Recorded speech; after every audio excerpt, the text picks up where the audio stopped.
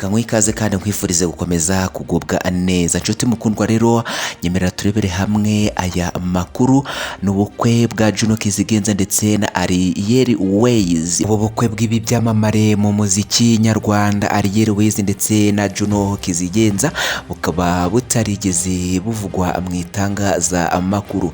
Amakuru ari kugenda avuga nuko buno bukwe bwaje kuba bwaba mu ibanga rikomeye cyane. Tukaba tugiye kuba twarebera hamwe rero udushya twaranze buno bukwe bwa Ariel Ways ndetse na Juno Kizigenza. Niba ari ubwa mbere rero banye natwe ntakindi tugusaba, turagusaba gukora subscribe kandi ntiwibagirwe no gukanda ku kazogera kugira ngo amakuru yacu ujye uyabona gatanu kuri gatanu. Ni urugero cyane, reba munsi ya video yawe urabona ahantu handitse subscribe mu ibara ry'umukara, ubundi hakande.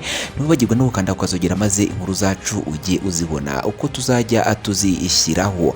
Kora like ubundi ujye hasi no muri komenti ube wasiga igitekerezo cyawe. N'amakuru rero akomeje kugenda agarukaho ndetse akaba yanagizwe ubwiru cyane, akaba hataramenyekana impamvu Juno Kizigenza ndetse na Ariel Ways ubukwe bwabo baje kubukora mu muhezo, dore ko haba mu binyamakuru ntibyigeze bivugwamo. Aya makuru akaba yaragizwe ubwiru, ariko mu makuru ari kugenda agarukaho bikaba bigenda binugwanugwa bivugwa ko aba bombi baje kuba bakora ubukwe ndetse ubukwe bwabo bukaba bwarabaye bwiza cyane. Urukundo rw'aba bombi Juno Kizigenza ndetse na Ariel Ways ni urukundo rwakunze guhitinga mu itangazamakuru hano mu gihugu cy'u Rwanda. Urukundo rwabo rwagiye ruvugwaho amagambo menshi agiye atandukanye.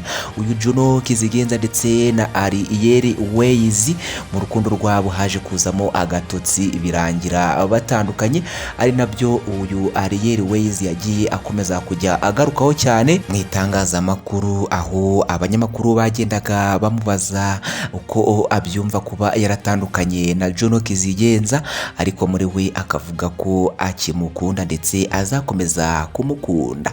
Ntibyarangiye rero uyu mukobwa Ariel Ways ndetse na Juno Kizigenza baje kuba basubirana, baza kubigira ibanga, dore ko bitigeze bigarukwaho mu itangazamakuru. Uretse kuba Ariel Ways yarakomeza kugenda agaruka mu itangazamakuru avuga ko akunda Juno Kizigenza, Juno Kizigenza we yari yararuciye yararumize, ntabwo yashaka kugira icyo atangaza ku mubano we na Ariel Ways, dore ko mu itandukana ryabo nabyo byahise bijya mu itangazamakuru.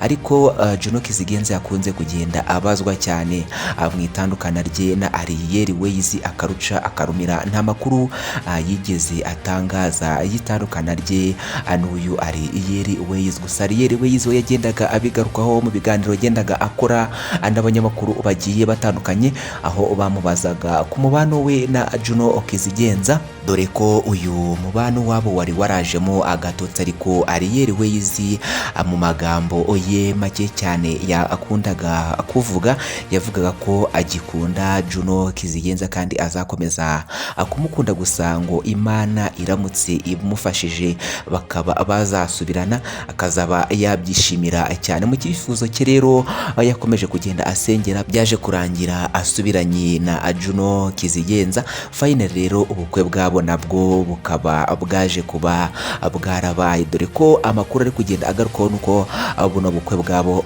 bwaje kuba bwagenda neza, dore ko nubwo bitigeze bigaragara mu itangazamakuru, hakaba hataramenyekana impamvu aba bombi Juno Kizigenza ndetse na Ariel Ways ubu bukwe bwabo butigeze bugaragara mu itangazamakuru cyangwa se bitigeze bivugwa mu itangazamakuru, bakaba barabigize ubwiru. Rero amakuru akomeje kugenda agarukaho rero nuko buno bukwe ngo bwabaye ndetse bwaje no kuba bwagaragaramo udushya twinshi.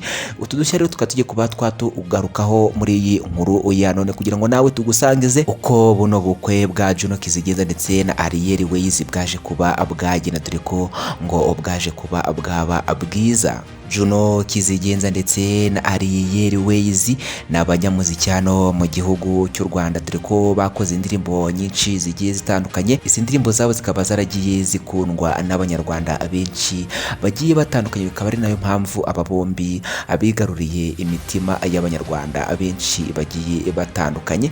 Ikaba ari nayo mpamvu rero bano bakundwa cyane hano mu gihugu cy'u Rwanda, haba uyu Ariel Ways ndetse na Juno Kizigenza, bakaba bagenda abigarurira imitima y'abanyarwanda mu ndirimbo nyinshi bagenda bashyira hanze, dore ko bagiye banakorana n'amakolabo agiye atandukanye. Ibi rero bikaba biri kugenda bigarukaho by'ubukwe bwabo, natwe tugiye kuba twabigarukaho muri iyi nkuru ya none. Tutaragaruka ku dushya twaranze ubukwe bw'uyu Juno Kizigenza ndetse na Ariel Ways, reka tugaruke ku rukundo rwabo gatoya.